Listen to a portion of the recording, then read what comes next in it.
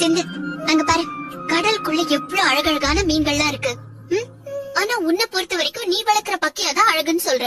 ஆமா அம்மா, உண்மையிலேயே நான் வளர்க்கிற பக்கியதான் அழகான மீனுன்னு சொல்றேன். அது எனக்கும் தெரியும். சரி, ஏன் அப்படி சொல்ற? நான் சொல்லட்டுமா? ஏன்னா நீ உன் மீனை அளவுக்கு அதிகமா நேசிக்கிற. பொதுவா நம்ம நேசிக்கிறவங்க எல்லாம் நம்ம கண்ணுக்கு ரொம்ப அழகா தெரிவாங்க.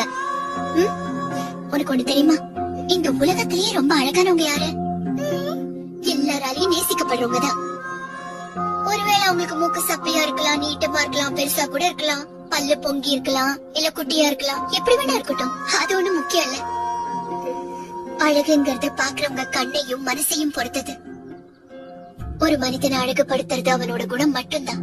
ஒரு மனிதனோட நல்ல எண்ணமும், அவனுக்குள்ள இருக்கிற உயர்ந்த குணமும், இனிமையான அவனோட பேச்சுக்களும் நிச்சயமா அவனை அழகுள்ளவன் ஆக்கு சிந்து. அந்த மாதிரி இருக்கிறவங்க எங்க போனாலும் சந்தோஷம் அவங்கள தேடி வரும். எங்க சிந்து வாட்டம். இப்படியேதான் நீ இருக்கணும். சோகமா இருக்கிற ஒருத்தருக்கு உன்னை பார்த்ததும் சந்தோஷம் ஏற்பட்டா உண்மையா இந்த உலகத்துல நீதான் பேரழகி. புரிஞ்சுதா?